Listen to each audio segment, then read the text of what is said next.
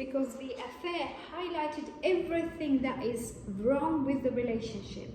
And we can literally now analyze everything that needs to be corrected in our relationship. We are going to take time and work on this thing and make it stronger so we can last for the rest of our life. Because most of the time, if somebody is having an affair, you are happy with your partner 80%, and there is 20% that needs tweaking. But we just focus so much on that 20% that is wrong with the relationship that we start looking for it, that particular thing that is missing in the relationship, somewhere else. And that's why it happens. Now, as I said before, most likely you will find it in the infatuation stage. But after the infatuation stage, we are back to whatever you have had with your partner. Usually, I'm not saying always. Yeah? Most affairs finish and they don't follow through. A very, very small percentage of people actually leave their partner because of the affair. Okay? So I'm going to explain this to you on a completely different situation, so you are not looking at it from, because I know some of you might be triggered at this point. I can see it in your eyes. Please don't. No. She looked in the eyes and like, what is she seeing? So if you look at a situation, the situation is always neutral. Oh, hang on, I will put it on this. Neutral situation. We are triggered. Yeah? But the situation is neutral. We then have belief about that situation. He or she had an affair because I'm not enough, or she doesn't love me, or he doesn't love me, all these things that we believe about affairs, yeah? After belief, we are going to have a thought. I have to do this, I have to leave him, or all these thoughts come to your mind. And you are now experiencing that situation based on your belief and your thought about that situation, yeah?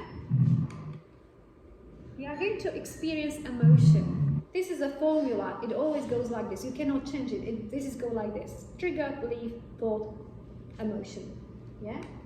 Then we have a behavior. We start questioning. We start crying. We start getting angry. We start doing whatever behavior that is going to be linked to that emotion, to that thought and that belief. Yeah? And then we have a consequence. And you can imagine what the consequence is going to be. Now let's turn it around. And I know this is going to be far-fetched a little bit. We have a trigger, affair happened. We have a belief, okay, I understand that we were not getting on very well in last few years.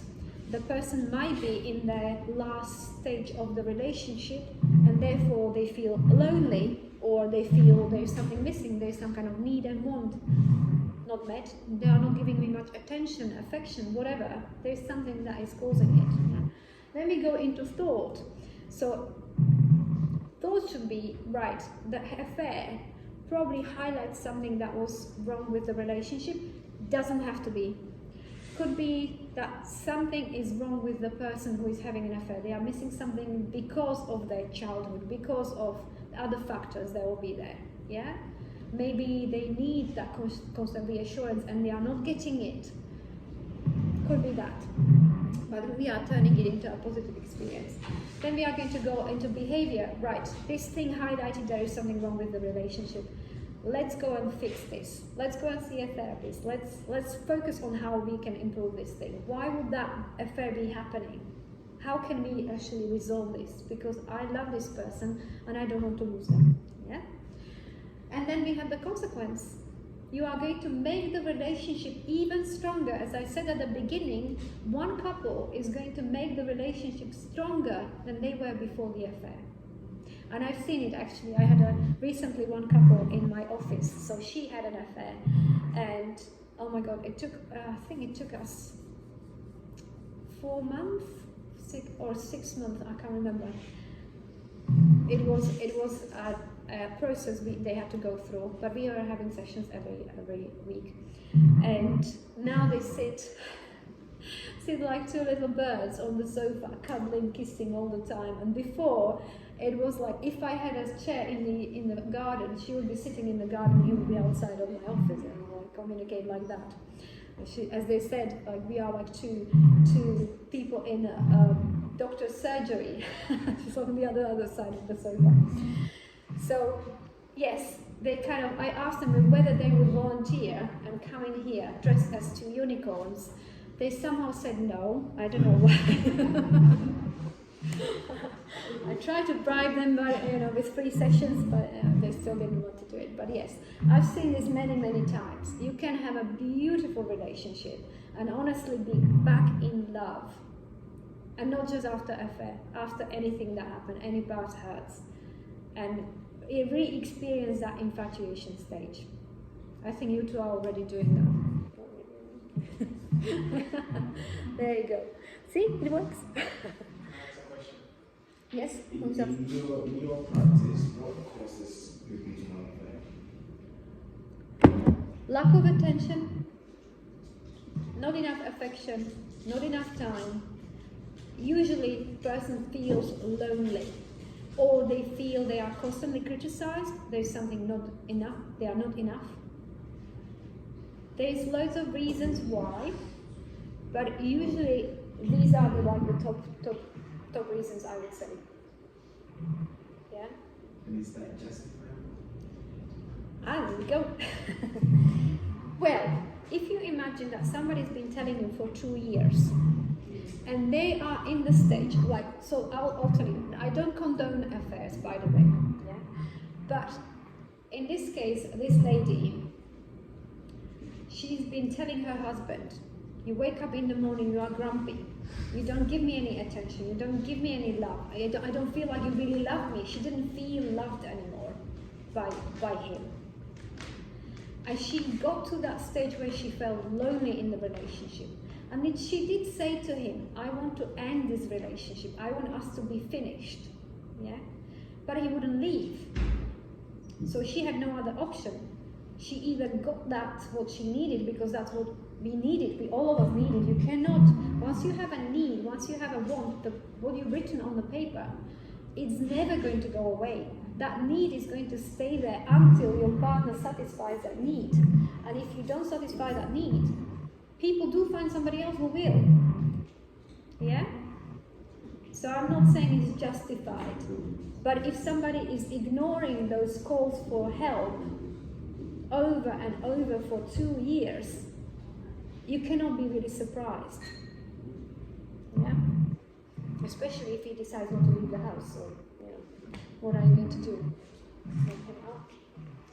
But they came to that conclusion, and he came in first and said to me that before the affair started, she wants to leave, and she was serious. She left, but she had to come back because of the children in the house, the situation.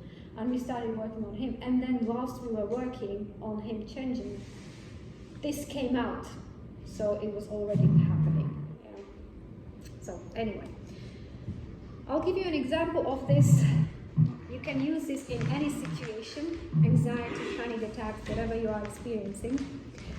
Where you are triggered, you are always in control of your thoughts. You decide what you are going to be thinking. Yeah? I have one client who has panic attacks, and he used to think that it was a terrible thing. And I said to him, whilst when you have a panic attack, you have to realize what is happening with your body is you are releasing the extra adrenaline and cortisol that you are building up by the constant stress and anxiety you are experiencing for long periods of time. So when you look at your panic attack, it's a positive thing, it will just subside and go away slowly. And it always does. Because he changes the thought about the panic attack into as a positive thing actually. I'm releasing all of this negative stuff here. Yeah? So you can turn any situation into positive. I'll give you a very simple example. I had one client, he's a plumber, And he had a belief that he had to make loads of money, because if he doesn't make loads of money, his wife and children will leave him. Because his mum left his dad when he was 5, because she said he didn't make enough money. Yeah? So he now developed this belief that he has to make loads of money so she doesn't leave him. And he came to my office, I could see something it was on his mind, and I said, "What is on your mind?" And he said, "I'm thinking about summer." "What about summer?" "I'm thinking that I'm not going to get enough jobs in summer."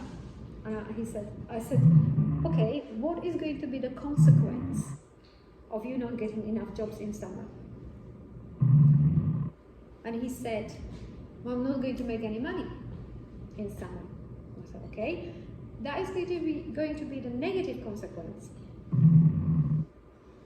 I immediately went into negative thinking patterns.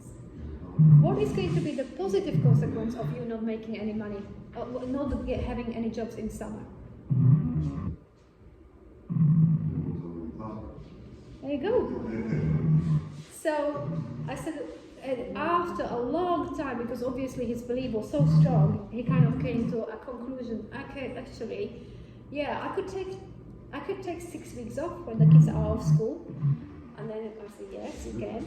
And then he said, "Actually, I was thinking of buying a new van. I could turn it into van/camper van, and we can go around Cornwall." I said, "Yes, you can." I said, "Oh no, why would we go around Cornwall? We can go to France and cover all the Eurocamps." I said, "Yes, you can." What happened there is we changed the thought about that thing. Yeah? The thought was suddenly positive. This is actually a good thing. I can take 6 weeks off. His wife called me afterwards and said, "Thank you."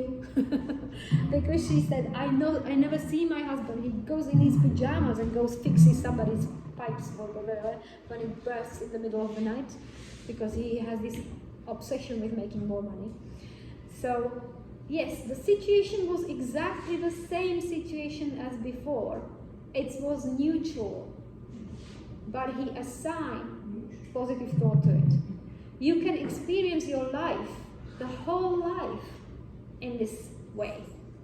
If you ask yourself, whatever situation you are experiencing, no matter how negative the situation is, what is positive about this situation? Write it down. What is positive about this situation? Every single situation is neutral. How can this be beneficial for me? If you ask these 3 questions, what is positive about this situation? How is this situation beneficial for me?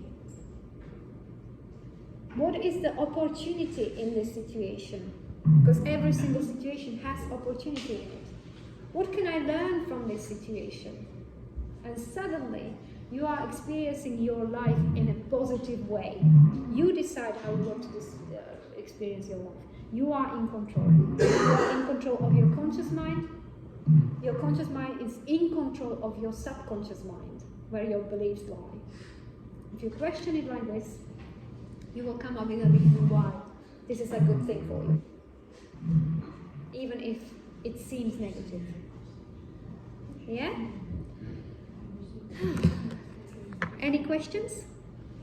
Thank you. Right. I would like you to, we'll do a little exercise. I would like you to remember your last negative experience you experienced, or bigger experience you experienced, yeah? And you took that experience as a negative thing, situation as a negative thing. I would like you to ask yourself those questions. Write it down, yeah? What is the opportunity in this situation?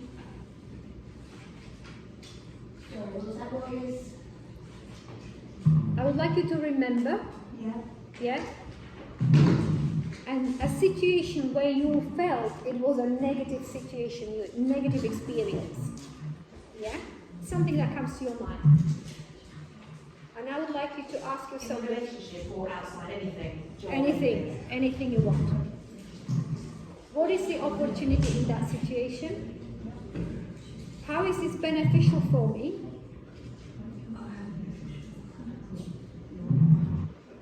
Yeah?